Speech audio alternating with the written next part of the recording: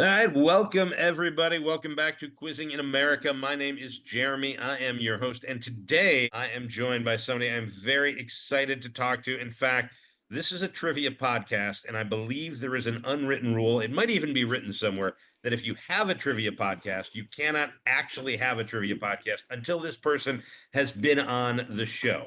This is one of the most creative and inventive minds in the trivia business, somebody I've known now for almost a decade, I think. I'm talking about the one, the only Jay Borsom from Liquid Courage Entertainment, which is right here in the Chicagoland area. Welcome, Jay. Thank you for coming on and doing this. I hope you're doing well, and say hi to folks.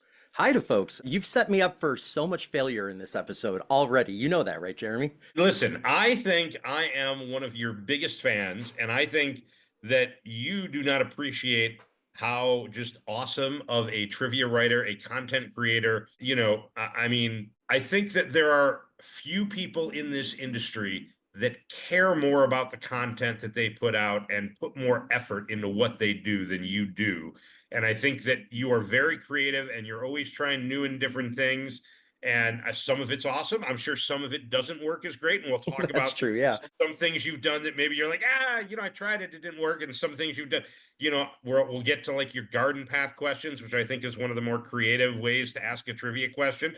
You'll ask me some trivia questions at some point.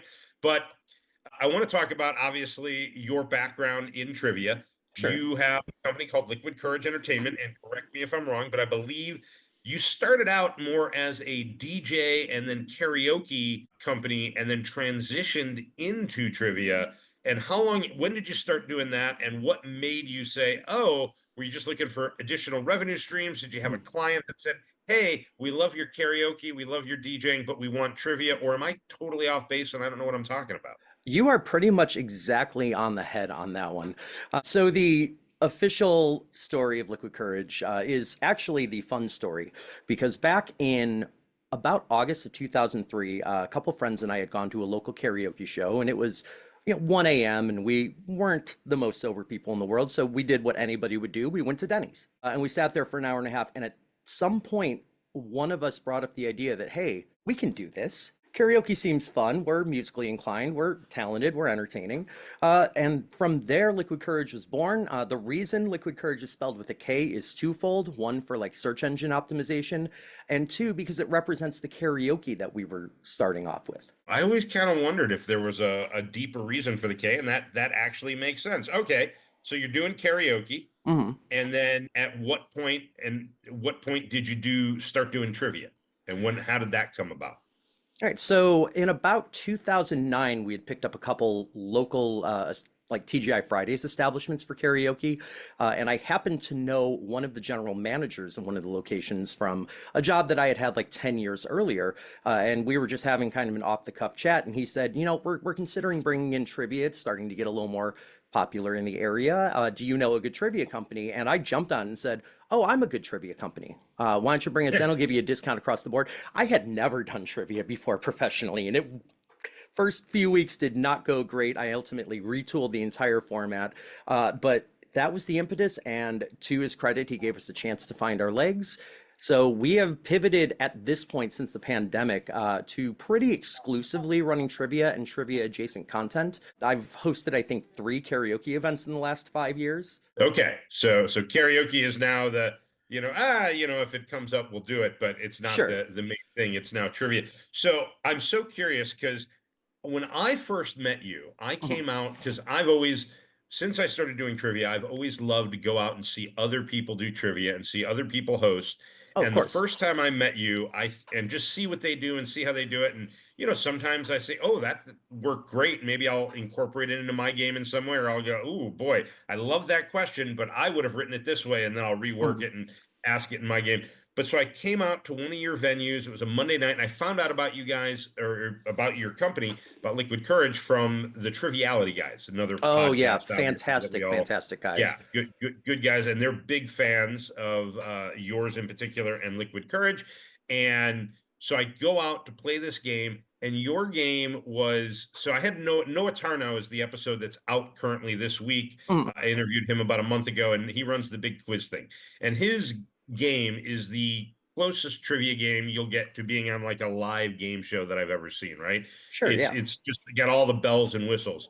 But when I came out and I played Liquid Courage, you had something, you had like this thing, it was called the Scrooby, and there were three different things that you had. One was the Scrooby, Yep. one was what were the other two? There was also the freebie, just a regular freebie, and Okay. then the you and me bee. Oh, the you and me bee. That's what I, Hmm. yeah. You're taking me That was, back. I haven't touched those ideas in several years, but yeah, we were running that's, those. And it would get more complicated as I would add in bonus prizes with dumb ideas. We were doing like 2x4s and freebie shields and all of that kind of stuff at some point. I was essentially making it its own game with its own yeah, rules on top of a trivia mechanic. And it, it, it was it was kind of almost too wild and much. Yeah. fun. Well, yes, it was too much in that if you want to expand and grow, Mhm. running that type of game takes your personality, right? And It you can't unfortunately just very send, much does. Yeah. yeah, you can't send anybody out to run a game with all those bells and whistles unless they're as into those bells and whistles as you. And you sold it. Like it was fun. It was great. I think if I remember correctly, I got like different colored poker chips that I got Yep. to use for each. I mean, there was so much wild stuff and it was so much fun. And so everything was so great. But when you first started then at that like TGI Fridays or Mhm. wherever it was, so what was your initial game? Like, how did you decide what format you were going to use? Did you go question song format? Were you like five Mhm. questions in a round and you're going to hand in them all and I'm going to grade them? Like, where did you get your first taste? Did you Google online trivia companies to find out a format? Like, what was the genesis of that? So the original Genesis was a very terrible take on Jeopardy that didn't work well at all in venues because we were only inviting 3 people up at a time and there's 50 people in the bar. We scrapped that immediately and then moved to a more traditional pub quiz format. And I didn't do a ton of research in advance. However, I did have some passing familiarity with how pub trivia was being done locally. So me being the overworker that I am, we were running 80 questions a night plus a game show as the second half. This was a 4 hour event we were doing. 8 rounds, general knowledge, like question one was always history, question two was always sports, question seven or so was always music. We would have a miscellaneous, there was a tiebreaker for every round. And we would just hand out slips of paper, and it was, what we would call behind the scenes a 10Q, 10A format, where you present 10 questions and then get a sheet back with all 10 answers, and then you have to grade while you're presenting. So it turns out that that sucks for a lot of reasons. One, it's 80 questions a week for one game, which is a ridiculous amount of writing to do.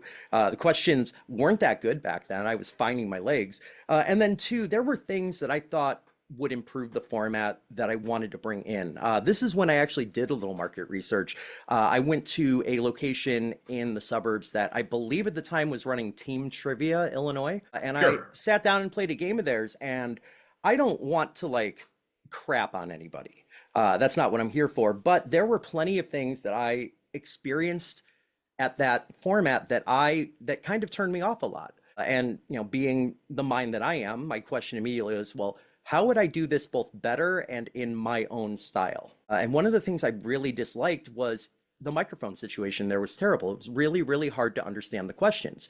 At this point, it was 2009. Every venue in the world had flat screens at that stage. So I asked myself, well, why don't we just put the questions on screen? Yeah. I hated not knowing like the scores at any given point. I wanted that transparency. So I thought about, hey, why don't we show the leaderboard like literally all the time and just make it a quick peek and then move on? I hated that I could tell for a fact that people were running to the bathroom and Googling answers and coming back during the 3 or 4 minutes you had to submit an answer to each question. So I'm like, why don't we just do short timers? Get it down to like a minute. Did 5 rounds of that, actually developed my own software platform to make all of this simpler, handle my grading kind of automatically, incorporated like a wireless keyboard so I could literally walk around the room instead of people getting up to hand me answers. And we incorporated whiteboards as well, so I didn't have to walk that far. I could see them kind of from a distance. In fact, the first game I played, I remember I had a whiteboard and you were walking around with that where, and it was like kind of crazy because you were doing so much and you were still, and by the way, Oh, I used to be team trivia. skinnier I back want then because I'd walk a room 50 yeah, times a night.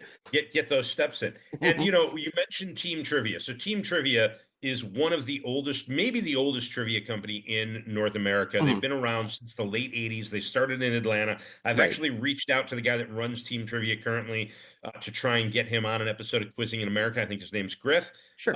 And I don't know much about him, but I've been aware of the company. I've played the company's games. And I have a lot.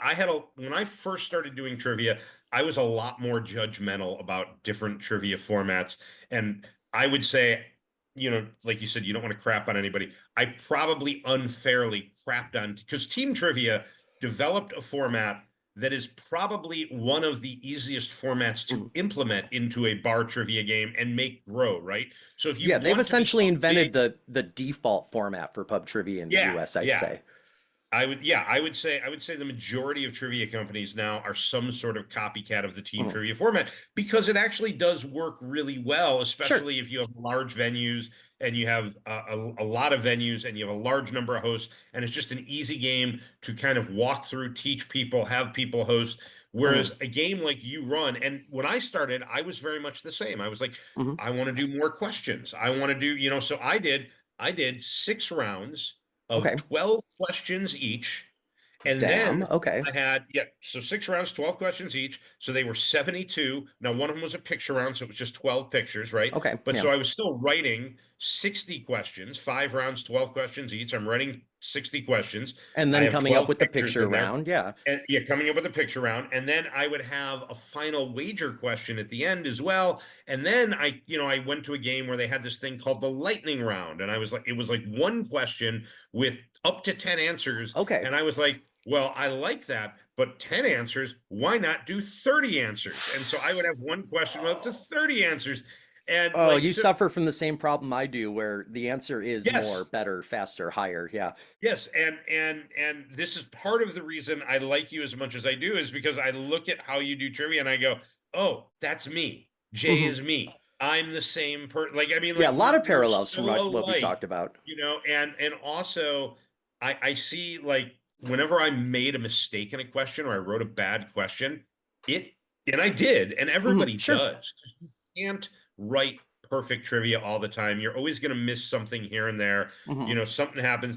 But like I feel like I was more devastated and embarrassed than like anybody, right? And then I see when Oh you yeah. make a mistake and you beat yourself up just as much or more than I do, right? So it's like Mhm. I see so much of me in you, like Oh, basically, there are or so you many in me, reasons right? why I'm in the wrong industry, Jeremy, and they're all mental health Well, related. yeah, Grew up gifted, so a lot of pressure was put on me. I only like got attention when I excelled at things, so I assumed I had to be perfect at everything. I have ADHD, which leads to things like rejection sensitive dysphoria. I'm a little fish in a big pond, so I suffer a lot from imposter syndrome. So honestly, I do, like you said, take those misses 100% on the chin.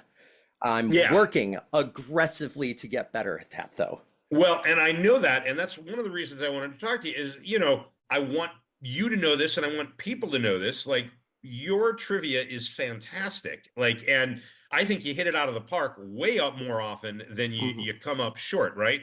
And I'm learning this as well. You know, like I think I'm pretty good at it as well. Not to toot my own horn, Sure. but I will a little bit, right? And it takes a lot sometimes, like being in this industry, you have to sometimes be a shameless self promoter. You very And much do, and I'm very uncomfortable doing that.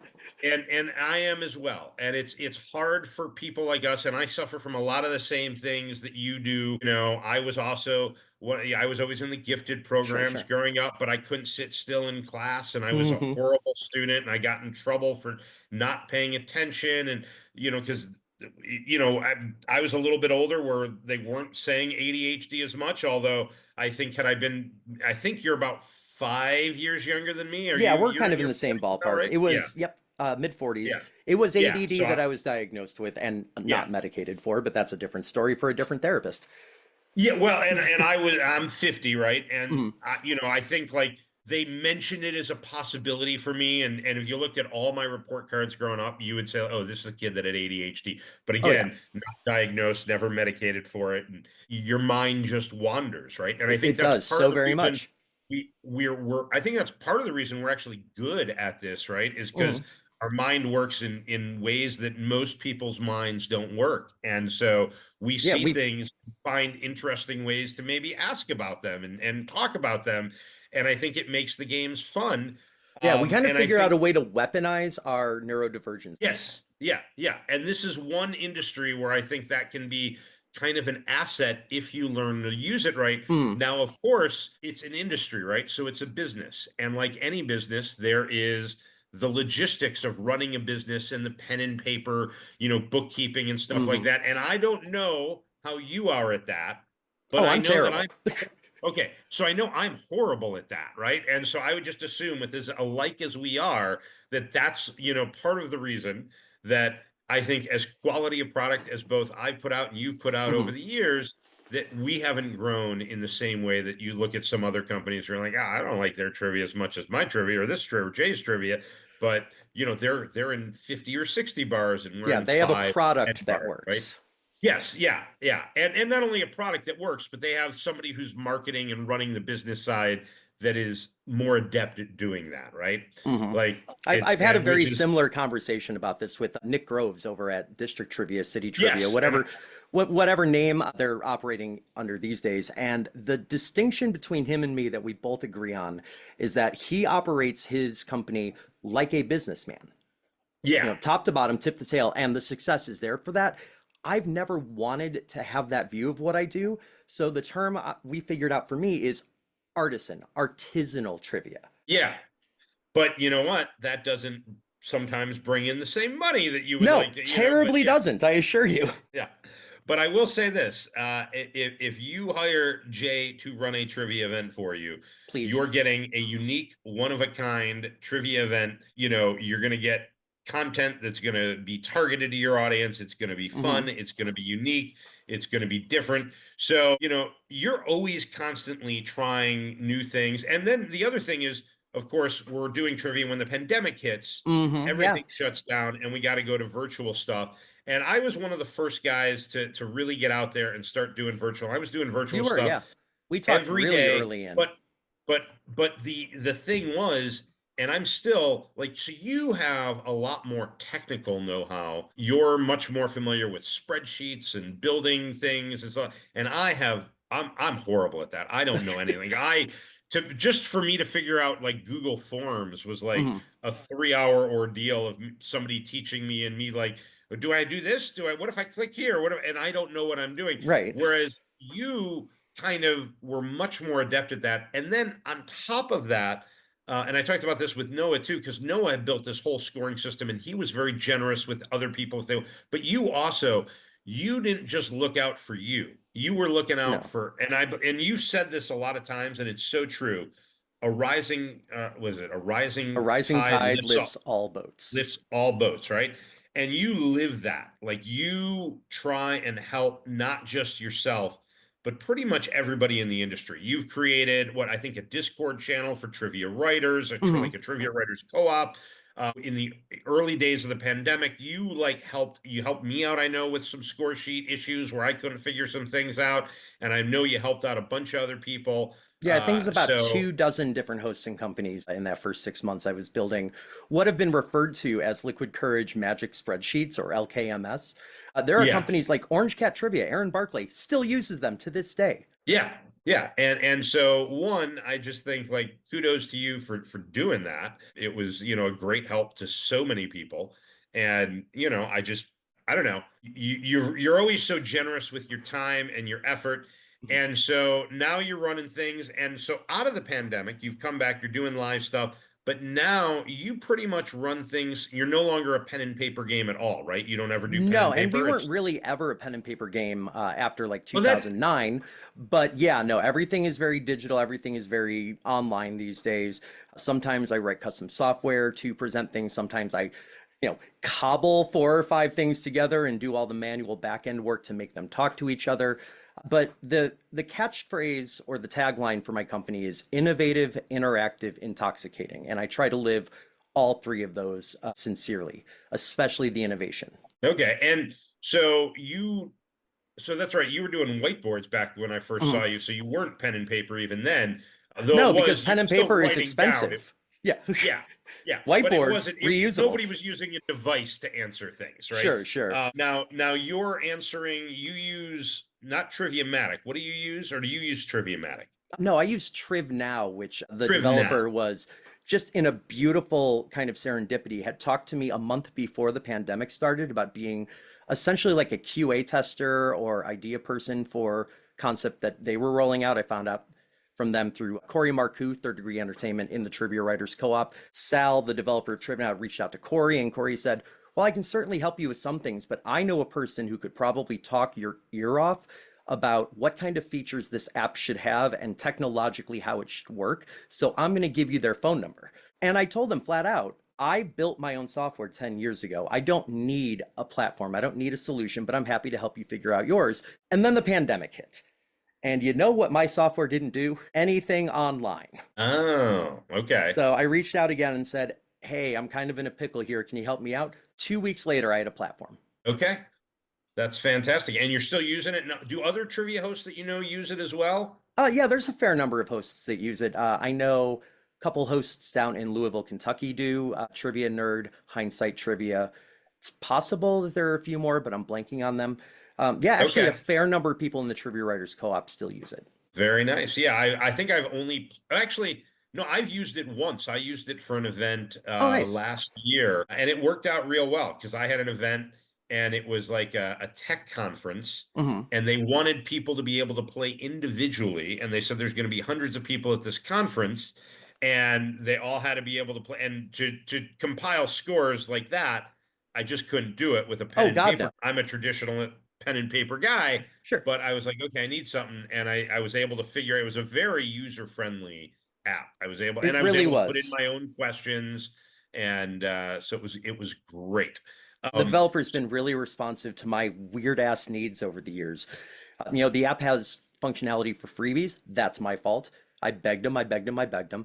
Round-based wagers were also my fault because that's what the poker chips were for, was setting a value for the round based on what the category was.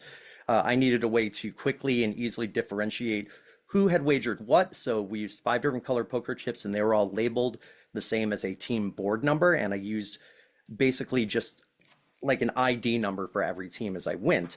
So he incorporated that, pulled my butt out of the fire because I wanted to replicate so much of my original game. And I knew there was limitations. For instance, we have lost the Scrooby, we have lost the You and Me Bee. They could, in theory, be brought back, but they're not scalable well. Sure. And And just so people know when we're talking about that, the Scrooby, and correct me if I'm wrong, you got to take one question. If you didn't know the answer, you could take some other teams. You could like trade answers, or you could take some other team. Well, how did it work exactly? essentially, you would get it right, and then you'd pick a team that got it right, and they would lose credit for that question. Okay, And yeah. it was Which I know. offset by the other Oh, idea, go the ahead. You and Me Bee, where you would get it right, but you'd also have to give credit to an opponent. Yeah. And so I know there are some trivia purists out there that won't like that, but I thought it was such a fun gameplay aspect to bar trivia, and it made it more interactive in a Mhm. way, and it made teams kind of like form rivalries or alliances, and I That's just very thought it true. was, Yeah.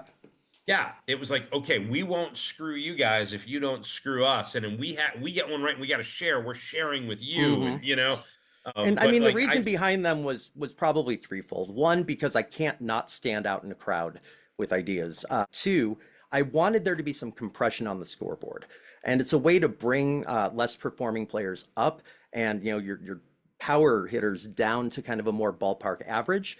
And then thirdly, like I'm trying to remember what it was that was third. Oh, it's not a quiz. It's a game. And yeah, games have strategy. yeah, And a standard pub quiz stripped down to its bare bones is literally just a test. yeah, And I didn't find a absolutely. lot of entertainment value in that. So I made a game. I gave you strategic options for both yourself and to play against a given room. I'm always a big fan of that. I want you to have to think not just about the answer, but how you're going to approach the play of the game. Well, and I think what it did for me anyway is it made your game really stand out and be unique, and also it was fun. Hey, oh, excuse me. Sorry. Hmm. We'll edit that out hopefully. But no, but it added an element of fun and just like I don't know. You're right. It made it more of a game than a quiz. And I love a good quiz, but I also love a good game. And Sure. speaking of games versus quizzes, you've also started running games like Lingo and Sheep, and you've of course got the podcast for Bodom, which works a Mhm. little bit like Password. I know I've been on it, but it's like Password, correct? Or Yeah, password meets yeah, taboo meets memory is yeah. probably the best way to describe it. Yeah, so you're always dipping your toes and dipping your, hand, like you got just so many wicks in the fire Yeah. and doing so many different things. And the thing I'm is, I not sure how you really keep. like writing trivia, but what I love to do, my passion is to come up with concepts Yeah, and throw spaghetti at the wall and figure out how could I take this idea that I kind of like and combine it with this other thing that has aspects that I like and kind of Frankenstein them together into my own thing.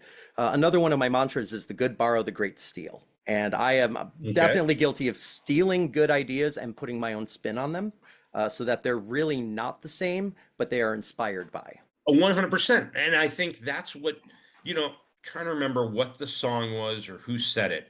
But you always hear in pop music like this song took the riff from this song and blah blah Mhm. blah. And Like sampled it like or yeah, I sampled it, or even just the lyric. The chords are very similar. And somebody said, I think it might have been Ed Sheeran. It was somebody relatively recently was commenting on that they got accused of stealing, or somebody got accused of stealing somebody else's song. sure.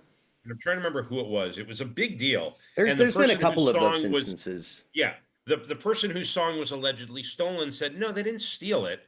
Like I took it from this person and they took it from me and they put their own spin on it, right? And that's what Right. you do is art imitates art, but great art doesn't just imitate art, is it takes it and it makes it its own, And kind of right? And pushes a you boundary. kind Yeah. of yeah, and you come up with something different and something new and something fun. And I think you've done that time and time again. Now, when you do that, you're of course you're gonna swing and miss. So Oh, I want you, absolutely. and I'm gonna throw this out there. Do you remember what is like your most notable or most memorable swing and miss when you said, I'm gonna do this, and then you did it and you're like, ooh, that didn't work. Other than, the stuff we've already talked about with format changes and everything, the one that sticks out to me was a concept I tried to develop online about 4 years ago. It was the idea of taking questions that have like a ranked set of answers. For instance, the top 10 countries in the world by population or whatever, and having teams submit as many answers as they like, only earning points for right ones, but losing points for wrong guesses. But the gimmick was every round we would take one of the top 10 slots and reverse it to where if you gave that answer, you would actually lose points. And I called it Rankwilizer. And I Ooh, beta tested it once using Google Sheets, and the sheets were not programmed correctly, and people were very confused about how the game worked. I had a sure. terrible time like trying to explain the thought process in my head out loud in words. I have not gone back to it since, although I do think there is still promise in the concept. I need a dedicated programming team. Yeah, no, yeah, but that's one of those things, right? Sometimes if you make something too complex, you take away the fun, and people are just like, "Oh, you've given me a headache just thinking about it, and now I don't even know what I'm going to Right, answer." right. But you've also you've hit pay dirt way more than you haven't. And one of my favorite things that you've done, and I'm not even great at these types of questions. I've heard Mhm. you ask them before. I don't know if this is now your final question at all your games, but the garden path question. Oh, the Panic's garden path question is, and how you came up with that concept. Because I think that's one of the most novel types of trivia questions I've ever seen. And I've never seen anybody but you do it. So is that something you came up with, or did you see something and go, I like it. Let me tweak it. And it turned into the garden path. I mean, not to toot my own horn, but that is a Jay original idea right there. It was brought about because about 6 months into the pandemic, I was pulling some pretty powerhouse teams for my online games, and the feedback was starting to be, I don't think that a like wager style final question where you can bet all or none of your points, a la Final Jeopardy, scales well with 20 or 30 teams. So I listened to that feedback and I tried to figure out some different kind of final question structure that would differentiate teams better. So it was an opportunity for your top teams to showcase, how much they know, but also I wanted there to be some risk involved. So the idea eventually became, what if it's not one question, but it's five? And then what if you can't progress comfortably until you know for sure that you got the previous answer. And how do you do that with technical limitations when you don't have the option to like eliminate teams from being able to answer? That came to Triv Now later. I'd already designed the garden path at that point. So the password to each future question essentially was the answer to the previous one. So I would write a simple like phrasey question, a Jeopardy phrased style question, and have it answer.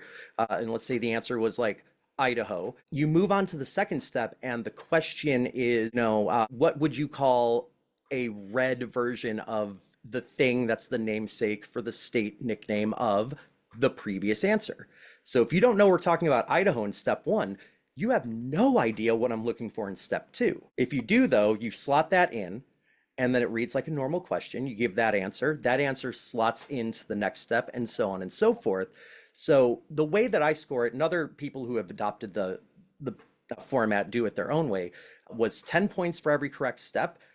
Because of the way TrivNow worked at the time, it was a pain in the ass to try to grade under the original view, so I tweaked it. You gave one and only one answer. And if it fit any of the 5 correct answers, you earned an escalating number of points from 10 to 50 based on how far down you got. However, if you gave a wrong answer, you earned nothing. And that's where the riskiness came in. Like the question becomes, okay, we know 10, we know 20, we know 30, we think we know 40, but we're not sure. So do you risk the 30 you have to try to earn 10 more, or do you stand pat? And then do you take the 40 and go, okay, well, if we're right on 40, then maybe this is 50 and go for Maybe the 50. we take a swing, yeah. Yeah. And that's the so reason it's called the depends on- garden path, actually, is because like a hedge maze, it is really, really easy to take one misstep and end up in a very different place than you're supposed to. You fall off the garden path. Yeah. And it's an easy concept to understand once you've played it. Yeah, but the it's first hard one's to always the understand. hardest. The first one, because I remember the first time I saw you do this, I'm like, what is Jay doing? Like, I don't, and I had no clue what I was talking about. And then I saw it again, and I was, well, after you did the first one and I saw the answer, I was like, oh, I get it. Boy, that's really clever. And then I played a couple of your games since where I've been able, and I'm like, oh, I don't know if I've ever gotten to the 50. I think I've gotten to 40. The 50 is once. designed to be very, very tough. Yeah. My live teams rarely, if ever, get to 50, but it does happen from time to time. And we collectively kind of celebrate that. Yeah, no, it's and the other nice thing about that type of question is they're almost cheat proof, right? They're not totally cheat proof because obviously there's always going to be somebody who figures out a way to do something right. But there's so much involved in, okay, I got to answer this one, then plop it into this one. And it's like, you can't Google the high value answer. It's impossible because you're missing the most important word. Yeah. And so it's like, okay, you have to Google the first one, then you have to go back and Google the second. And it's like the amount of time that it would take you is just like, you don't have that much time. You'd have to have a team of people cheating cooperatively. And yeah, it's really easy to tell when people are operating that way with the period of time that I give them and the fact that I don't have anything to do for that time except walk around. Sure. So, all right. Well, so nowadays your game generally consists of what, like 5 rounds of 10 questions or 6 rounds of 10 questions? Yeah, what I call the classic format, because it's the one that I brought into the pandemic, is 5 rounds, 10 questions each, plus a final question that's either a wager style question in some locations or a garden path in others. There was some feedback from venues about which they preferred, so I end up doing both. And now that there's a new version of the TrivNow platform releasing like officially in a week, I've been playing around with it, and it gives me a lot. I love something that gives me toys to play with and break. Now there's a lot more optionality to that. I've started incorporating like a 5-minute halftime round. Okay. Because why not work harder? Sure. Well, and is this like, so the first time I saw you live when you were using the whiteboards, there was a halftime round where we all went up. Like, well, every team, I think, sent one member. Yeah, it's been a while. I almost forgot that existed. When you would have seen me, I would have been doing 2 different break time questions. One was a variation on closest to the pin. I had seen an episode of the show Brain Games like weeks before I developed this, and I thought it was really interesting that if you ask somebody on the street to give a range where they think a correct answer is, they will always kind of psychologically make that range smaller than you need it to be. So I took that idea and went, Well, let's screw over my players and make them do the same thing. So it was a question with a numeric answer, and all you had to do is set a low end and a high end. And if the answer fell between those, you were good. However, only the team with the smallest correct range would get the bonus. Oh, I Yeah. do remember that. Yeah. Yep. That was very interesting. Yeah, that's almost like a Price is Right game worked into a trivia night. I forgot about. I like that. I may use that at. I mean, that'd be a fun thing to just whip out at like a one-off event, Oh, like as like a exactly. break in between, right? Like Yeah, that's I'm that's making a a note right now to tell the developer of TrivNow that he's about to work on number style questions, that I want yeah, this back. yeah. No, that was fun. So, what is your break game now? It actually varies now because I have a couple different options. I've done image rounds before. This week I'm trying to remember, it was just a quick hit thematic round, where every answer was a name or a phrase or something, a well-known proper noun or name that had the initials LK, Okay. because of course it did. I've done, and I borrowed this from a friend in the co-op recently, a picture round where I give you an empty set of a TV series and you just name the TV series. I've done ranking style questions. I've done like hit or miss select all the options that apply style questions. I've done matching questions. All of those features are built into the platform, which is really nice. So at this point, I'm just playing again in a way I haven't been able to play creatively in a long, long time because I haven't been able to build the tools to do what I want to do, and somebody else is willing to do it. All right. Now, I hope the LK round had Lisa Kudrow in there just because she's my favorite LK. I mean, but I It don't know. actually didn't, because I had used Oh, Lisa Kudrow for a podcast recording a couple months sooner. okay. There also Fair wasn't enough. Lenny Kravitz in it for the same reason. I'm trying to remember what the other two were, but I was doing an episode of Frenemy Trivia, and it was for a bunch of people who knew me really well. So I themed the hot seat round entirely. Everybody got a Okay. question where the answer's initials were LK. Everybody got a question where the answer was a character name in Bluey. Every shoe references in there, the whole nine. Sure. Absolutely. Probably some crappy baseball team reference. I don't know. Maybe a Deadpool reference. When Yeah, I say crappy surprisingly enough, baseball neither team, of those, but yeah. oh, okay. When I say crappy baseball team, Jay is unfortunately not very bright when it comes to rooting for baseball teams and I'm has this cub wounded, sir. affliction. No, oh, sorry. I apologize. I didn't What? mean to say that out What loud. do you? No, What do you? go You're a Red Cardinals. Sox fan, is that right? Well, red is right. Oh, Sox, that's no. right. You're from the terrible team. I forgot for a moment. Red birds. Mm. You're in Cardinals corner now. So hottest team in baseball the last couple of How, weeks. as a Chicagoan, do you root for the Cardinals and sleep at night? Good taste and intelligence. Good taste and intelligence, my friend. I can So sleep well after 2016. The irony is, I have the worst sleep issues I've ever had going these days. uh, so now one thing you did recently, which people will get to see you on, correct me if I'm wrong, is Hmm. you got to go to the Alex Trebek stage, and we don't want spoilers. No, no, But no spoilers. we're looking to celebrate, I believe, Independence Day with a little Jay Borsom on Jeopardy. Oh, it's not even that far in the future. This Oh, episode, I really? think, is going to come out like June 2nd, you said? Yeah. I appear on TV June 4th. Oh, wow. So if you're listening to this the day it comes out, you've got a couple of days Yep, to that set your Wednesday. DVRs to record Jay on Jeopardy. And then, even more exciting is I believe that while you're in the midst of your Jeopardy run, I'll just assume, I don't know, I have no knowledge. Of I course, have can't no confirm or knowledge of deny. how long it is. I'm just assuming it's going to be a nice long run. I'm hoping for it anyway. But that's Saturday. Is it that Saturday that It you are is, yeah. going to do something? You are attempting to break or set a Guinness World Record for the longest continuously run trivia event. It's going to go how many hours? The goal is 36 hours because the record is currently just over 34 and a half. Okay. So 36 hours, and that is going to happen at Critical Grind. It sure is. Critical Grind Board Game Cafe down in Shorewood, Illinois, for those of you in the Chicago area. I'm Okay. also planning and hoping to simulcast the entire thing on Twitch with proceeds that come in online benefiting Trans Lifeline.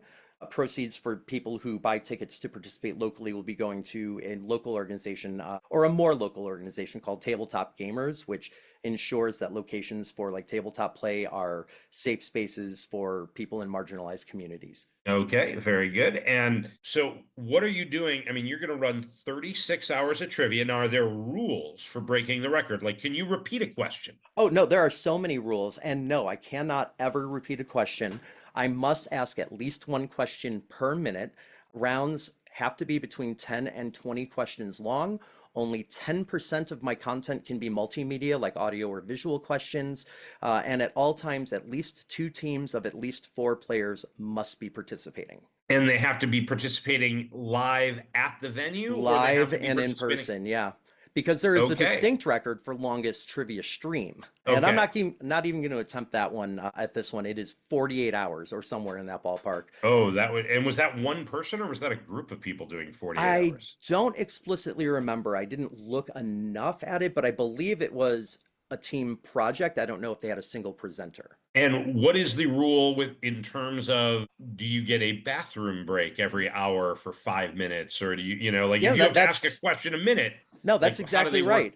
right. Every completed hour, I am allocated 5 minutes of break time to use more or less as I see fit, with the exception that I can't like bank it all at the very end and end early. Okay.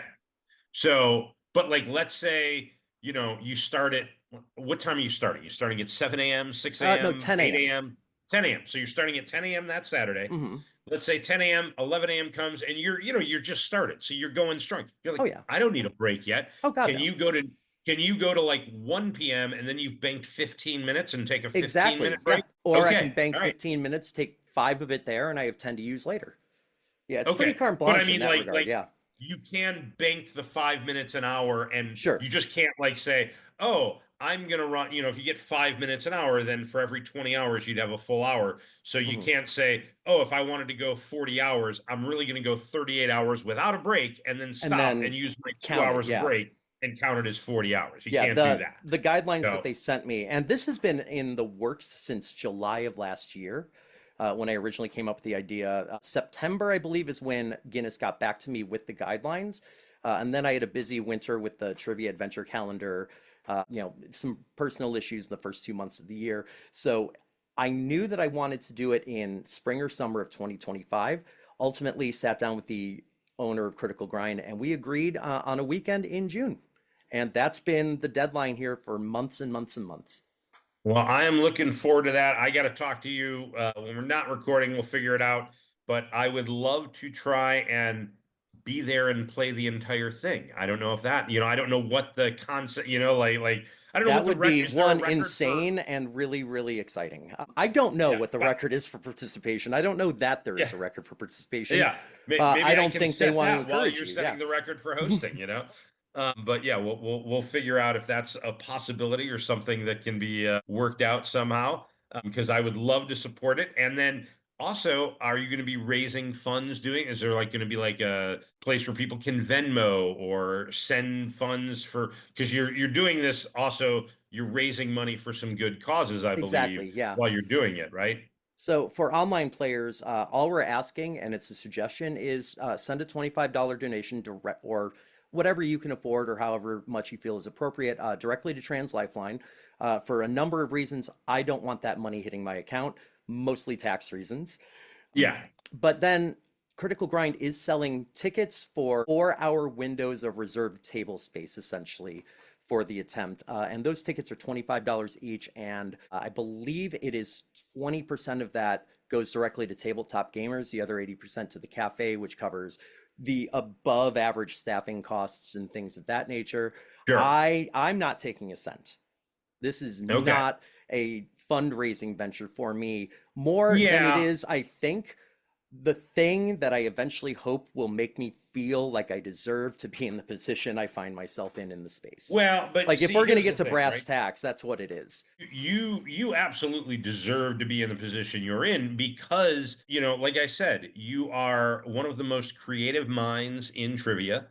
You are one of the most caring minds. You're always looking out Mhm. for your fellow trivia writers, trivia hosts. Like I said, the mantra, and you say it all the time. a rising tide lifts all boats, right? And Exactly. you absolutely live by that. Through creating the Trivia Writers Co-op, through the calendar you were mentioning, Mhm. the Trivia Adventure. What's the official name of the The Trivia Trivia Advent? Adventure calendar, emphasis on the Yes. advent. And that has been running now for 2 years. You've raised a good amount of money for different causes. I was able to participate and contribute a quiz this year. It was a lot of You fun. were. It was incredible. Yeah, it really is. And I think this year you did, it was nice. You did the adventure calendar, and then you did like as a tack on, and I was part of the tack on with the 8 crazy nights of fun. I don't Oh, know the if it had twelve official days of name. Quizmas is what we called it. Well, 12 days of Quizmas, but I did one that was run during Hanukkah, and Oh, mine was right. very Hanukkah themed. I remember So that now. Yeah. yeah, Yeah, but it's a good problem to have. We had more people want to contribute this year than we did last year, and we had to turn away a couple people last year. So, yeah, the team kind of behind the scenes, and shout out to Tim Dipple and Brittany Shaw, who came up with this idea with me and kind of fleshed it out the first year. And then we added in Mike Bober. We added in my wife Quincy and a couple other names that I'm just going to forget to mention. Chris Brewer was in there offering to be a volunteer grader and everything. We had more entries because we reached out to more people. We had built more connections. People had an idea of what was going on.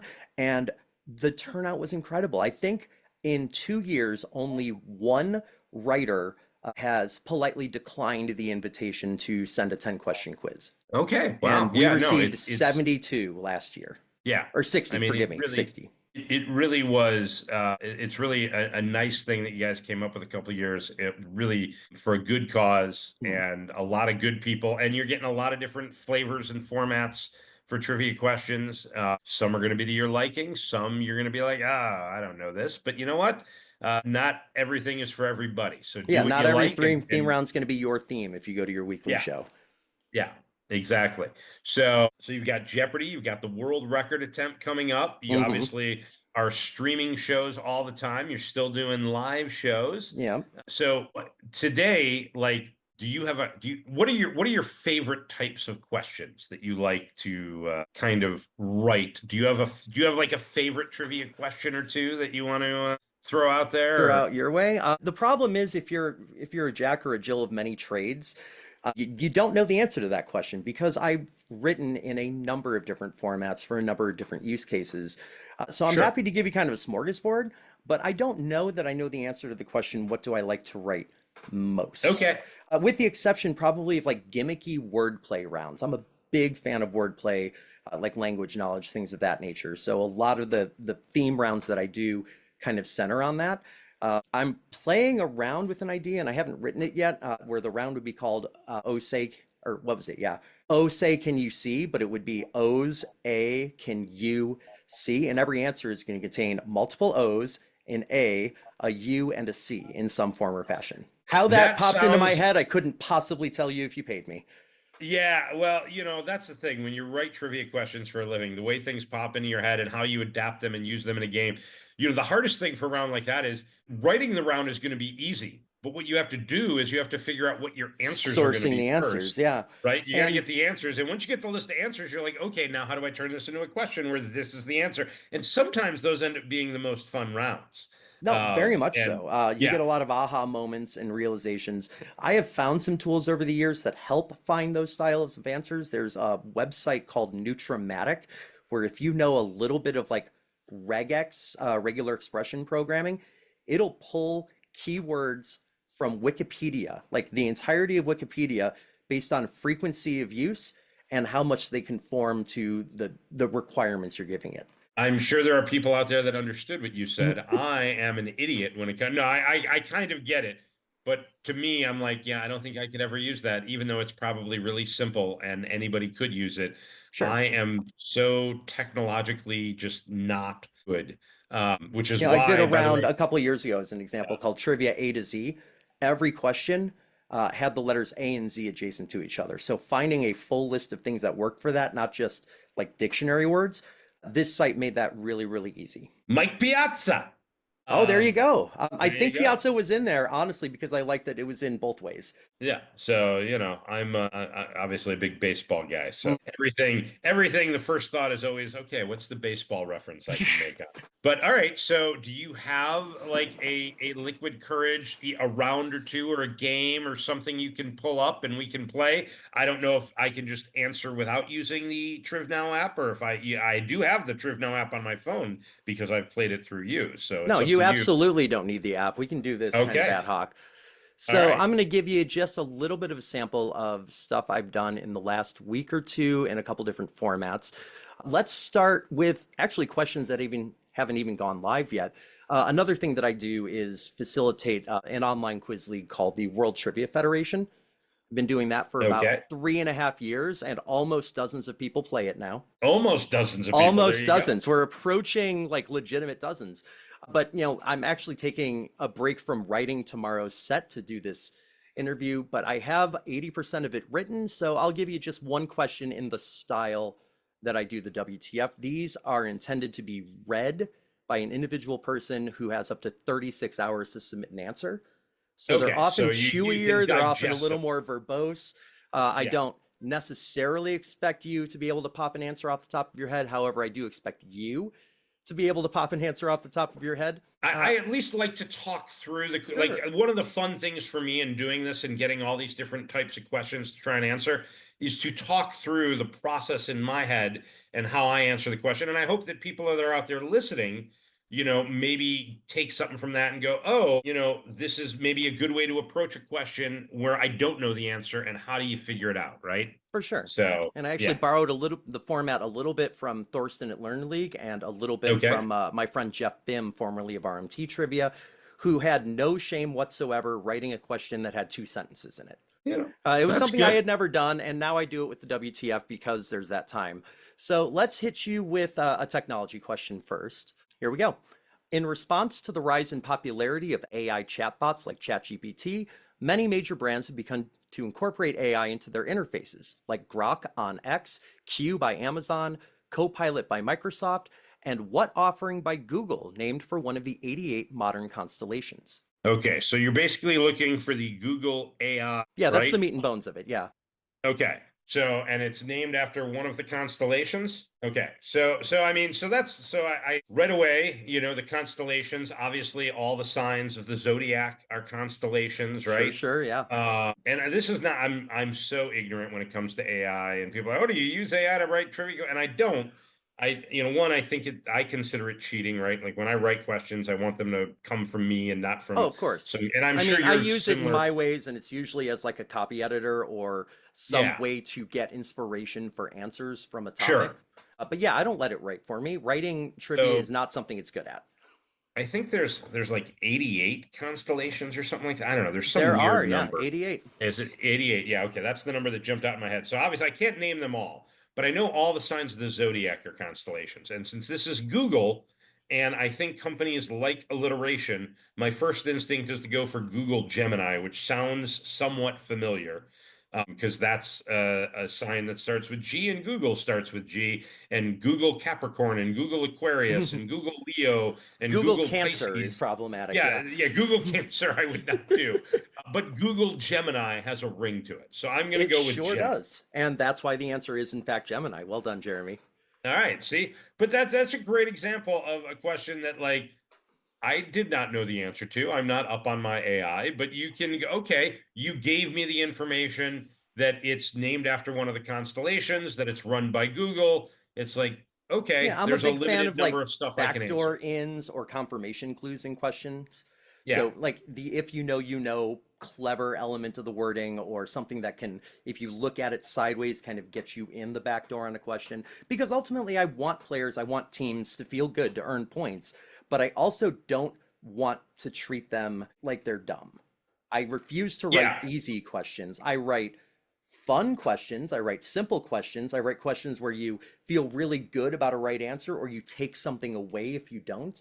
But I refuse to insult my players' intelligences. Well, and but and that's a tough line sometimes to draw. Like when does a question become so easy that it's almost insulting?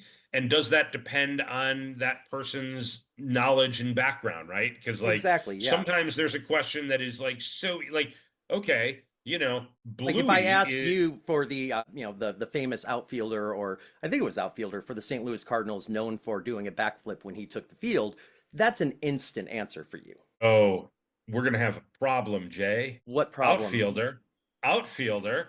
And then I Are you immediately said, "Oh, talking or is he an about the infielder? I don't greatest remember." defensive shortstop of all time, Ozzie Smith, whose I am. Funko Pop I'm holding in my hand right now, I and may or whose may not be, framed yeah. autographed jersey is right behind my head? Are you I talking knew about the that inspiration for player? that came from somewhere, yeah. Yeah, I don't know. He it was ran out onto the outfield and did a he, backflip.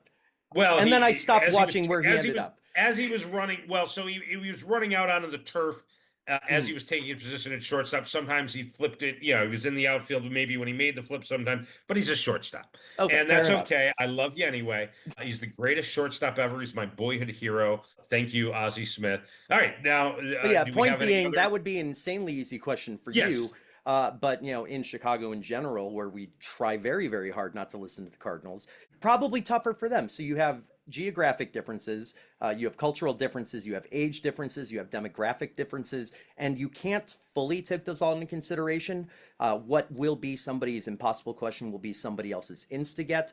But I try not to write questions that I feel the majority of the room is going to have an answer in 5 seconds and then sit and wait Yes. to know Yeah. that they got their points. Those are definitely less fun. And in fact, when you said generations, it reminded me the last time I was at one of your games, you had, and I don't know if you do this in every game, you had was it the Gen Z question of the The night or something like that? shamelessly pandering to Gen Z question, because I got Yes. tired of my young 20-something-year-old team saying, "Hey, why do you write so much pop culture about the 80s and 90s?" Which the answer is because that's when I paid attention to pop culture. So to Yeah. shut them up in a funny way, I said, "Okay, well, every week I'm going to make sure I give you one." And then you can't complain anymore. Specifically for a team at my Monday night show, it's made up of a couple like 23, 24-year-old guys, and they come up with these really fun team names every week. I've decided somehow, and they let me do it, if I can stump them with the Gen Z question of the week, I get to change their team name. Oh, nice. I like it. Yeah, I think I was there Yeah, all upside when for they me, were no downside. yeah, no, it's very fun. All right, do we have a few more questions or a round that you want to run, or maybe a Yeah, I'll garden path question out there or yeah, I'll something? definitely give you a garden path. There's one very quick one from the World Trade Federation. It's the last question I wrote before I came down here. And there's something about it that I absolutely love. And I think it's the brevity, because the question is, what is 374F/190C for EVU? Repeat that. What is 374F/190C or EVU? And what is that last word you're saying? EVO, all caps. That's not I don't know what EVU is. Okay. So now my question is, what is EVOO? I will let you know this Oh, category is wait, food and wait. drink. Oh, okay. Extra virgin olive oil is what Yep. EVOO is. Okay. So and what are the numbers again? 374F/190C. I don't know. Let's see. There's Wesson there, 374F/190C. So 374. Trying to think of what the letters could stand for there. So extra virgin olive oil. Are they grades of olive oil? No. I mean, it's just like I have no clue. I'm not good at food and drink to Okay, begin with, that's so fine. I I'll am nudge you just a lost. hair.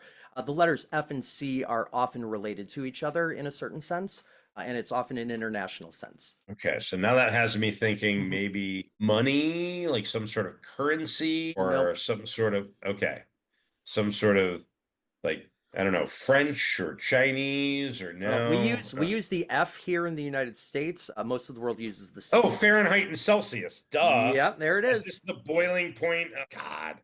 Is this like the boiling point of olive oil? Is that what it is? Not quite. It's properly known as the smoke point. Okay. But yeah, I was starting to write a question about the idea of a smoke point in food and drink, and I had these little notes down that I was going to write a question about and expand upon it. And then I realized if I do this the right way, I can condense this down to basically 5 words in a league that is known for its verbosity. Yeah. So this is going to be one of those standout, hey, I really like what you did there questions. Okay.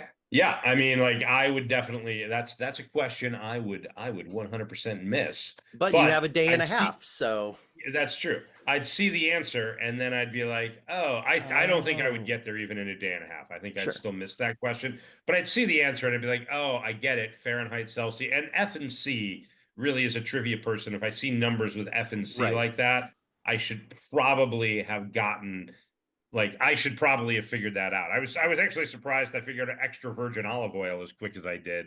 But Yeah, like you I did get wrote down there. the letters. Well-known phrase to like chefs and people on cooking shows. Yes. But yeah, Yeah. So, all let's right. see. What Well, was very my good. theme round this week? Oh yeah, I love a Oh good. yeah. Oh, you'll like this one. It is called Live Pub Trivia because every question has to do with something that has the word live in its name. Not Okay. live, live, L with a long Okay. I, which should probably get you to question number one's idea. Peaking at 78 on the Hot 100, a 1999 single by the music group Live is named for the cry of what kind of animal? Ooh, I thought you were going to go with Lightning Crashes, and now I'm trying to remember what their other big song is. Not a lamb. The lambs cry. No, dolphins cry. Don't dolphins cry is a song. Is that live? It is I guess live. Yeah, maybe well that is done. live. Okay. The song is called The All right. Dolphins Cry. Very nice. Yeah.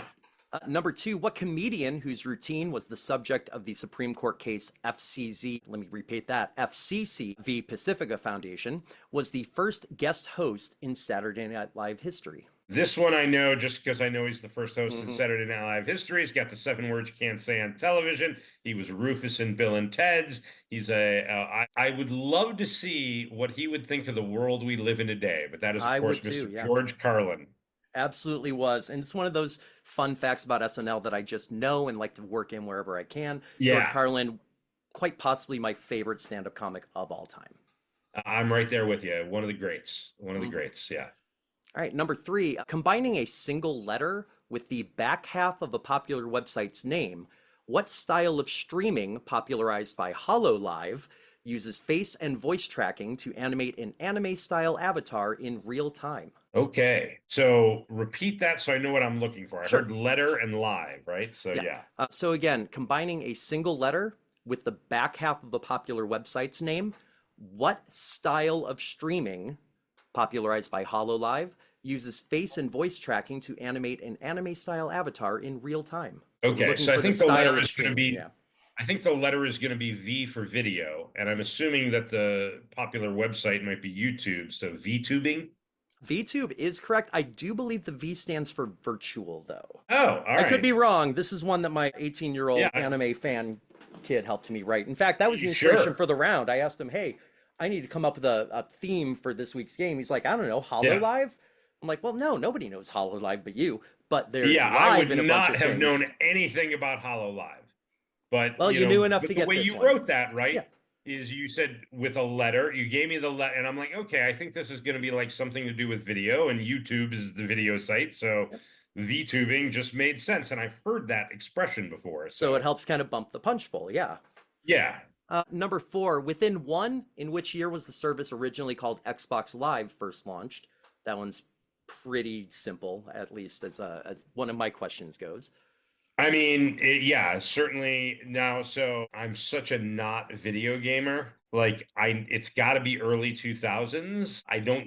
Can't be. I don't think it can be the 90s. I don't think it was around that early. The question is, how early in the 2000s do I go? Right, right. I'm debating somewhere between 2002 and 2010. Do I get a plus or minus, or You have get to a be plus or exact? minus one. Yeah. Plus or minus one. So now the question is, do I go with 2003, 2004, 2005? So do I want my range to be 2002 to 2004, 2003 to 2005, or 2004 to 2006? Because I think that's the range I'm most comfortable in.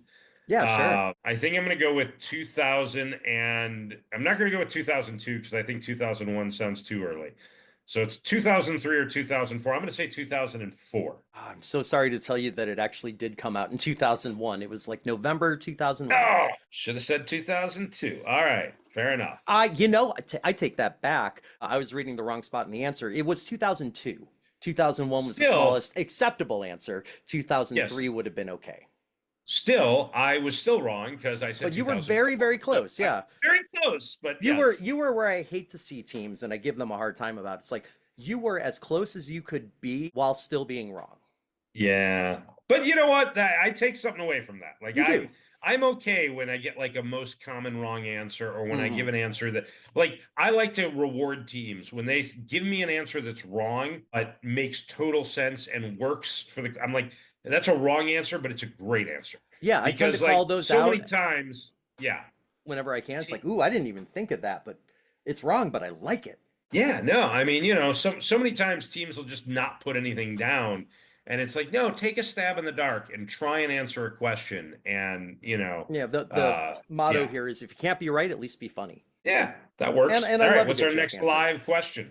Next up, a British stand-up comedy program that has aired since 2004 is called Live at the What, which is actually a different venue than the one found in a similar US stand-up comedy program, even though they share the same mythical name. Oh, well, this has to be live at the Apollo then. It sure is. Now, I think the Okay. difficulty in writing that question is that I confused the two names as I was going in. I'm like, oh, Live at the Apollo, that's a well-known show in the US. No, that's Showtime at the Apollo. Live at the Apollo is a different thing in the UK, but I need the word live in here, so we'll make it about the Yeah, Apollo and give a backdoor in. sure. Which is great because I was completely lost, don't know my BritCon at all. And so I would not have gotten that until you got to the US based show. I was like, okay, well, Mm, that's clearly Showtime at the Apollo, live at the Apollo. And you gave the mythical in as well, right? So I did, yeah. it's like there's ways to get an answer and then go, okay, my answer makes total sense. And that's another one where if Apollo had been wrong, which I'm glad it wasn't, but if Mm. Apollo had been wrong and somebody said But Apollo, you'd be like, really, it's man, not? that's a Because that makes great so much answer. Yeah, sense. like, yeah. Next up, this is probably the shortest and sweetest of the set because I had an embarrassment of options with this one and just went for something simple. What nation was the intended beneficiary of the 1985 benefit concert Live Aid? Live Aid. Oh, this is going to be so bad. Like, because now I'm doubting. Like, my very first instinct was Ethiopia. And I'm like, wait, no, is that not right? That's not right. And then I'm like, like, it is Ethiopia, right? Is there, so here's what USA for Africa was not just Ethiopia, it was more, and then Live Aid was specifically Ethiopia. Like, that's, and I believe I'm that's going to right. say, Yeah. okay, I'm going to say Ethiopia. Yeah, I mean, Ethiopia is the answer I'm going to go with, even though I'm going to be mad if that's not actually right. But is it Ethiopia? It is Ethiopia, right? It's definitely Ethiopia. There was Okay. unfortunately a major famine in the mid 1980s Yes. that severely impacted the nation. So a bunch of celebrities, musicians decided to Anybody pull that grew together. up in our generations at some point, like, finish your dinner. The kids in Ethiopia are, something like There's that, right? starving Like, people in Africa, yeah. yeah. Which, is its own sense of problematic, but also was true at the time. Yes. There's So, four more to go. Next up, originally named Live with Regis and Kathy Lee after changing from the morning show, the syndicated morning talk show that's been on the air since 1983 is now named for what two figures? First names only. well, that would be Kelly and Mark. She finally found somebody that can't leave the show unless he divorces her. So, Exactly. yeah. But I think Carson's been involved on that. Obviously, Michael Strahan has been somebody Yep. in the morning show scene lately. So I liked that the Kelly was probably the obvious one, and that you might have to stretch to remember Mark, which is why Sure. that's a two-answer Absolutely. question. Yeah. Yeah. Next up, in 2009, the company Live Nation merged with what other corporation originally based out of Beverly Hills? Okay. So that's not Ticketmaster, right? What is Live Nation? Is it Ticketmaster? Are they? I don't know if Ticketmaster was based out of Beverly Hills, but when I think of Live Nation, I think of Ticketmaster. So I'm going to say Ticketmaster. Yeah, there's a reason you think of Ticketmaster when you think Live Nation because they merged about 15 years ago. Okay. All right. Fair So enough. now I you can be I mad don't at two think I different realized companies for Ticket. price I gouging. mean, Ticketmaster being based out of Beverly Hills makes sense, but I don't think if you would have asked just straight up, Ticketmaster was based out of what, I would never have come up with Beverly Hills, I don't think. Oh, yeah, no, that was definitely something to add a few words to the question. That's all. Yeah. Number nine, not counting Mickey Mouse Club performers like Britney Spears, Christina Aguilera, and members of NSYNC, who was the first Disney Channel star to have a music video appear regularly on MTV's Total Request Live with So Yesterday? That's a good question. Okay, so It's like my favorite thing to hear I think as this is going to be as a older writer. than Miley Cyrus, right? Like, I don't think it's going to be Miley Cyrus. I don't think she'd be the first. So now the question is, so it's funny. So I just played a trivia night in Athens, Georgia, not so long ago. Oh, nice. And it was a one-off night. I'm going to have the guy that hosted it, I think, on an episode at some point. Heck And the yeah. format was they did 5 rounds, 5 questions around. Each question was successively worth one more point than the next. So 1, 2, 3, 4, 5, Mhm. which was fine, but it's problematic. They had like a category that was reality TV, which I'm not good at. And they asked about like 2 reality shows I'd never even heard of. And then they had an audio round, and this is where this will come into play. The Mhm. audio round was all songs by former Disney stars. Oh, no And so, kidding. one, Okay. I'm really bad at audio rounds because I'm a little deaf and I can't tell one voice from the next unless it's an Okay. 80s hair band. But I can name you Disney stars that have had music careers, right? And the first song was a Miley Cyrus song, and everybody got that. That was the 1 point. 2, 3, 4, 5. I put Demi Lovato, Mhm. I put Zendaya, I put Hilary Duff, and I put Selena Gomez, right? Okay. Yeah, I And almost so I think wrongly said Ariana Grande, but she was a Nickelodeon star, not a I Disney think Channel I star. think Yeah. all 4 of those people were in the round, and I had all of them in the wrong spot because I Oh couldn't tell you no. who sang what song. So I had all 4 answers right. So anyway, going back to that round, one I was most impressive that I pulled and remembered that I think would be the oldest of those is Hilary Duff. So I'm going to say Hilary Duff. And points to Mr. Conman on that. So yesterday was the first Excellent. big single by Hilary Duff.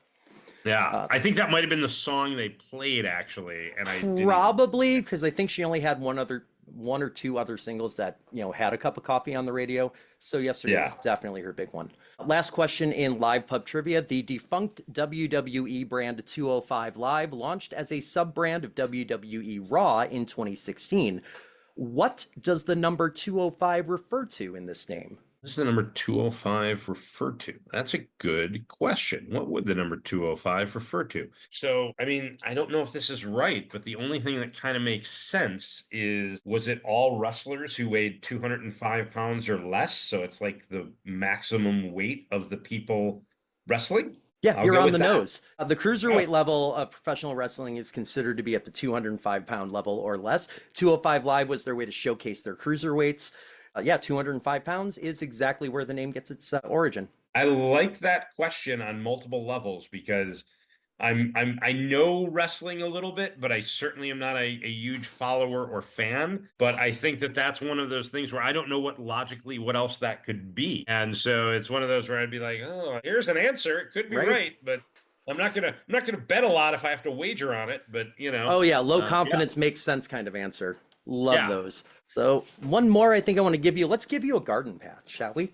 All right, I would love a garden path question because I want people to hear this because All right. these are fun questions, and I'm going to get some paper and pen out because I'm going to need to take some notes on this. But go ahead. Yeah, I'm going to go ahead and paste it in the chat for you if that Oh, helps that's at also all. good. Yeah, But I will read it out loud, and I'll probably reread it a second time. You're going to have generally a little bit of time here to go through it. And forgive, I'm going to format this a little bit so it doesn't suck because it's a direct copy paste from the TrivNow platform. And this kind of question really does need line breaks. sure, So let me throw those in real quick. Should just take another second, and then we'll get no into the problem. business at hand.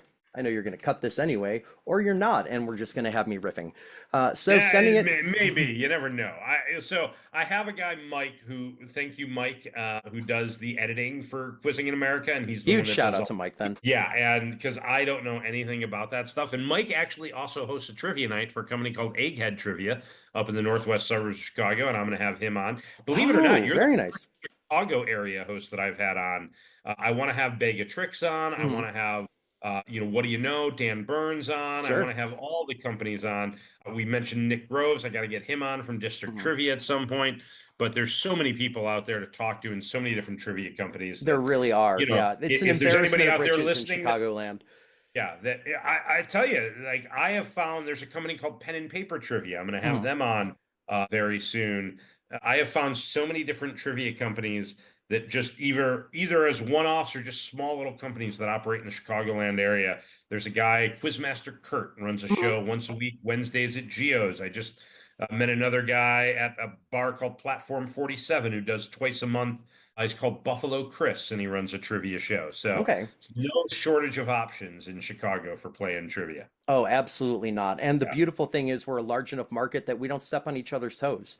Yeah, I don't absolutely feel, not. and I had that hunger in the first like half of my career where it's, oh, I need to have every show. I need to prove I'm the best. Now, Sure. fortunately, in the last few years, I've realized that, hey, there's enough for us all. As long as nobody's Yeah. too greedy, everybody can do their thing and we can all coexist in the ecosystem.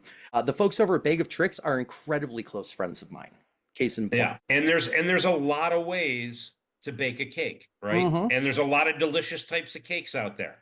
So, I used to when I started doing this, yeah, I wanted to have all the shows. I thought my trivia was the best trivia and nobody else. Of And course. I'm like, no, I think I have a good product. I think I write a good game. I think it's a fun game. But I think a lot of people write good, fun games. There's another company called Top Hat Trivia. I'm going Mhm. to play their trivia tonight, in fact. So maybe Yeah, I'll it's have a them on. real nice evolution of your mind space in the industry is when you can get to the point where you realize, hey, yeah, I can be good and others can be good as well, and one doesn't Yeah. take away from the other. And that's where that mantra came from, the a rising tide lifts all boats, because collectively we all benefit when pub trivia is done as well as it can be done. Yeah, absolutely. So why not be the person who has the ability to lend a hand here or there? You're going to need a hand from time to time, and I believe in karma in that sense. I'm doing this world record attempt. I'm having a really hard time coming up with questions in time. The Trivia Writers Co-op has come together independent of me to bail me out.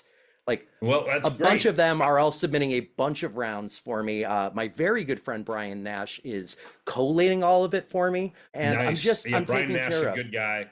Oh, absolutely. It's funny. I want to contribute, but I also want to play the entire thing. So I don't know that Well, I what you want to could do contribute. is contribute a little bit because if you contribute 10 questions out of over 2,000, do you really have an advantage? That's true. That's true. I'm gonna send you some I questions. would Done. love that from you. I absolutely would. Yeah. But speaking of questions, let's get you into mine. Are you ready? Yeah. So your garden path I think to end this recording is going to be this. First step, I want the 2012 mobile game that has grossed over $20 billion in lifetime revenue. Okay. From there, 2012. Okay. From there, I want the music act that sang about a type of the second word of the previous answer in a 1988 song that hit #1 on the US mainstream rock chart. Okay. After that, I want the term for when a person is most likely to encounter or experience the previous answer. Okay. And then I need the word that precedes that previous answer in the name of a 2019 film adapted from the sequel to a 1977 novel. And to put Okay. an end on it, I need the full name of the performer whose work since 2023 can be referred to simply as the previous answer. Okay. So feel free to take a minute or So, two to suss it out, talk it out, anything you want to do. I will certainly yeah. walk you through it after the fact. So we're talking about a 2012 mobile app with 20 billion in revenue. So Mhm. now my question is, I think like it's not going to be Angry Birds, right? That seems to be, but what is a 2012 app with 20 billion in revenue and then 1988 mainstream rock hits? Yeah, that's So, part of how the garden path works is you try to come at it yeah. from both ends and lock in a single sensible answer. Like for instance, birds wouldn't make sense here because of the Yeah. phrasing of the next step. It's singular instead of plural. Exactly. So it's like, oh boy, what? So now I'm like music act that's saying about a type of, so like I'm like midnight oil, beds are burning, like that's around that time. I'm trying to think of like what, but like midnight term for when a person is most likely to experience midnight oil. Now that wouldn't make sense. Guns N' Roses, Cheap Trick, In Excess. Trying to think of other like Fabulous Thunderbirds. You're just reminding me of the radio growing up in my house when I was about 8 years old. Yeah. Let's see. Word that precedes 30 in the name of a 2019 film based on sequel to a 1977 novel. And here's actually one of the things that makes writing garden paths as difficult as it is and why it's kind of a developed skill. I don't want you to be able to break in at 30 or 40 points. If I Yeah. write it correctly, you have no idea what I'm looking for. If a garden path can be short-circuited, I actively go out of my way to change the wording to make sure that doesn't happen. I play test these all the time with a couple people who understand the concept and really like them.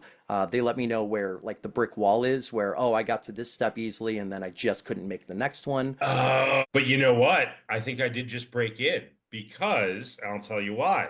So now I'm going at this backwards.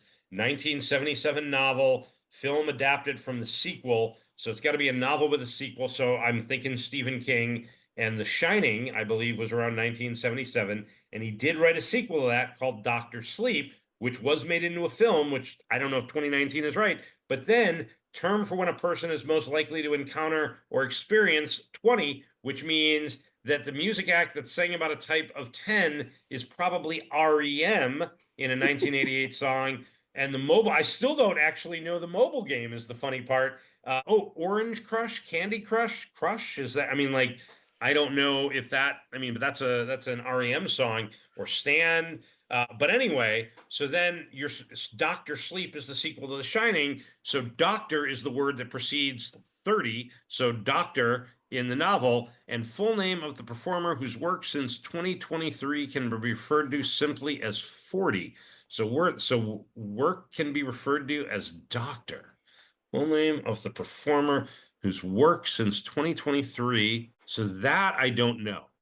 I am fairly confident that doctor has to be the 40-point get for this, because that is the word that precedes sleep in 30 in the name. And 2019 film is Doctor Sleep, adapted from the sequel to the 1977 novel The Shining. So that has to, I mean, that just makes too much sense to not be right. And of course, it fits with sleep and REM for 20. So it's funny. I think I have the 20, the 30, and the 40, but not the 10 and not the 50. I'm going to go in. Yeah, I'm going to go in for doctor for 40.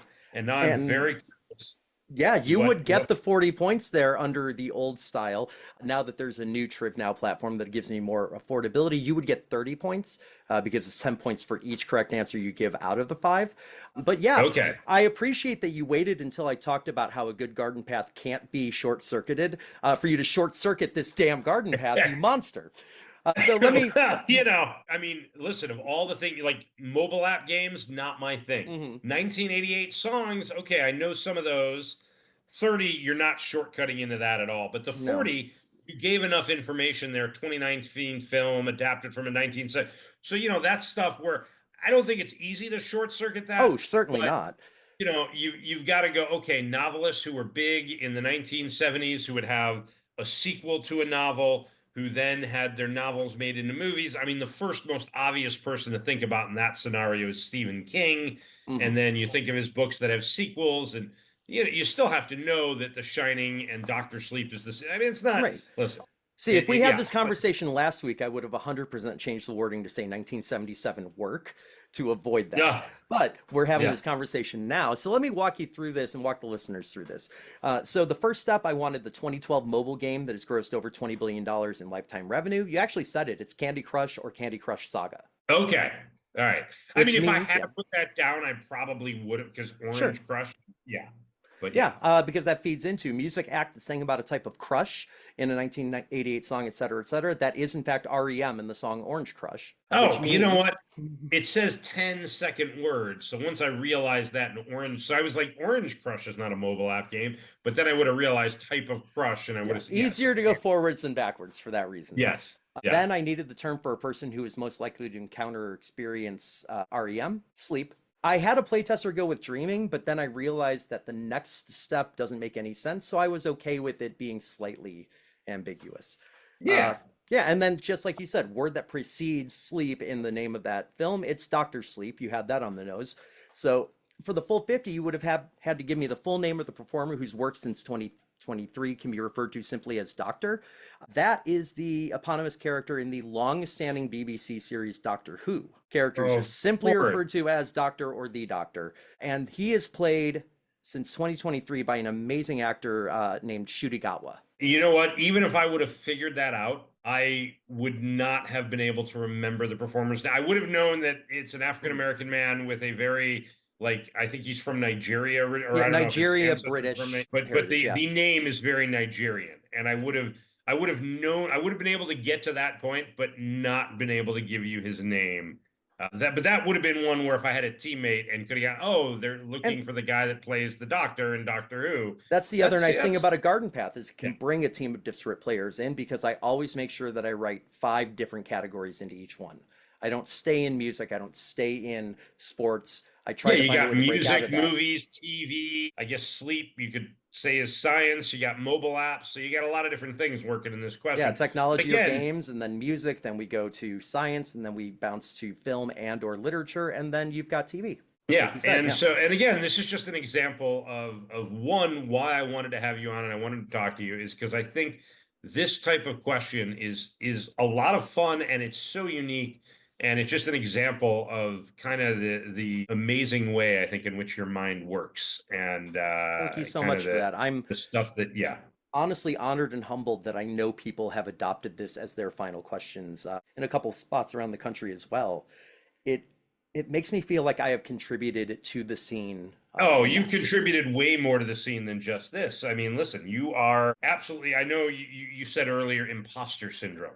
Let me assure you that you should have no imposter syndrome. You are one of the most generous and kindest, and one, like I said, one of the most creative and fun trivia hosts and creators out there. And I am lucky to know you and call you a friend. And I'm thankful that you came on to talk to me about this. And I know that, we all have times when we feel that imposter syndrome. I've felt Hmm. it too. And even when you get to a point where I've been referred to by people as a high status person in the trivia community, or A uh person that is you, known. Yeah.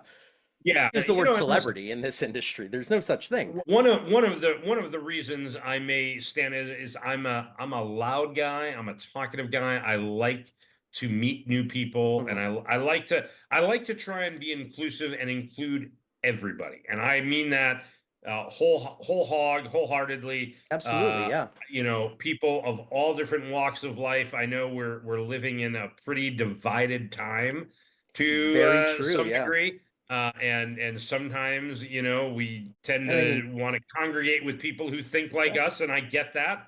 And to your You credit, I know, mean, you brought me on, and I'm very, very publicly a Cubs fan. So I appreciate that yes, very much. Nothing else unique which about me in the space, but Cubs fan. no, no, not at all. But no, it really is the despite your Cub fandom, there's unfortunately a lot more of you out there than I would care to acknowledge. But but anyway, this has been fun. This might end up being the longest episode of Quizzing in America. I try and shoot for keeping them under an hour. I will see what Mike can edit out of this to get it close to that, but it's going to be long. I hope people enjoy it. I know I did. I always enjoy talking to you, Jay. I always enjoy just, seeing where your mind's at and what you're doing. I look forward to watching you on Jeopardy. And then while you're in the midst of your run, and I'll just keep saying that because I honestly, people, I don't know. I do not know. This is going My to own drop kids don't today. know. I'll tell you that. Yeah. I've Oh, kept it from wow. Okay. everybody except for like All the right. 3 people who went with me. I assume well, I don't know. Did Christine stay home with the kids, or was she there No, with she you? came with me. Very, very good friend Brittany Shaw came with me, and then Dana, the owner of Critical Grind. They were my squad for this. All right. Well, yeah, I am so. Are you gonna have a watch party? We are June 4th, 3:30 p.m. Critical Grind Board Game Cafe. Well, all right. So I'll get to find out where Critical Grind is before the Mhm. 24-hour marathon. That'll be Yeah, fun. I'm gonna be there a Uh, lot next month. yeah, yeah. So much so that they're gonna be like, Jay, go home. Go home, Jay. No, I You're can't. I done. bought into the place. They're stuck with me. Yeah. Are you a partner now? Are you in there? Liquid Courage owns 20% of the operating shares of Critical Grind now, as of That is unofficially as of November, officially as of a week ago when the paperwork finally got completed. Well, that is awesome. I'm not as big a gamer as, like board game cafe people. I'm a Scrabble player competitively by nature, Very but I nice. always enjoy a good board game. So, Well, I would love to have you I down there. I'll put you through yeah, your paces, show you around. yeah. And really, Teach me a little what I blood on the needed clock was a tower. space. Oh, I love Blood on the Clock Tower so much, and we can Yes. have a whole other episode about that. But yeah, ultimately, I needed a space where I could be creative, and a venue owner couldn't fire me for ideas that fail. So I bought Oh, into a well, there you space, go. and the owner, Dana, and I have an understanding where, yeah, I'm going to come up with weird ideas, and then I'm just going to do them here and see what sticks. Yeah, but you know what? A lot of your ideas are going to be great and they're going to stick. And you know what? You can't come up with great ideas unless you come up with some lousy ideas too, because you got Very to see true. what doesn't work to find out what does work. Yeah, you don't And hit I a think grand that's kind slam of first time important, at the plate, you know? Yeah, you know, unless you're I was gonna say you're gonna give me about 7 people who've done that because I I know think it's there's happened. Yeah, I'm sure that there was a guy McDonald with the Cardinals in the early 2000s. His first two career at bats were home runs, and Hmm. I'm trying to remember if one of them was a grand slam. And I'm trying to remember his first name, but like I don't remember. I should know. Now I'm gonna have to look this up and see if there's anybody whose first career at bat was a home run. There are a number of I them had home runs. In fact, I'm looking right Well, now. first career at bat home run is a lot of people. First career at bat was a grand slam home run. That's what. Are you looking this up? Because I want you Oh to yeah, look it no, up. I've got it on my phone right now because if you're a Okay. trivia host, you have to sound smart, and often you have to Google something in Yeah. media res. So I know it. Bill Duggleby in 1898, Jeremy Hermida in 2005, Kevin Kuzminoff in '06, and Daniel Nava in 2010. Okay. Jeremy Hermida and Kevin Kuzman, I should have been able to remember. Those are the ones that I do actually remember now that you say their names. Yeah. Yeah. Um, Hermida's was as a pinch hitter. The other three, it was the first pitch they ever saw in Major League Baseball. okay. Wow. Not just That's at pretty bat, impressive. first pitch. I do know that Adam Wainwright's first career at bat was a home run. I think he's either the only pitcher or one of two. I think Esteban Yan might have also had his Could be, first yeah. career at bat be a home run. But yeah, he was like, it was a total weird thing for him. Anyway, we Anyway, could yeah. literally be here. Like I said, this is going to be the longest episode ever of Quizzing in America. I want to again thank Jay for coming on, and I want everybody to watch Jay on Jeopardy on June 2nd. And that June is a 4th, Wednesday. but thank you. June 4th. Sorry, June 2nd is when this is going to drop. Mhm. So on June 4th, I want you to watch Jay on Jeopardy. And then on June 7th, right, is the June Saturday? 7th through the 8th, yeah. June 7th through the 8th, Critical Grind board game in Shoreville, right? Shorewood, Illinois. Yeah. Basically right off of like Plainfield and Joliet, Illinois. So Okay. yeah, I-55 And and I-80, it's 5 minutes from that if I can figure out a way, you know what? We're gonna say goodbye. We're gonna cut this Mhm. off, and then I'm gonna talk to you about that for Yeah, just for a couple sure. minutes. So don't go anywhere. All right. Thanks, folks, for playing. I still need to find a good way to end these broadcasts because I never know how to just say goodbye. But thank you, everybody, for listening, and happy quizzing wherever you're at. And let me stop the recording.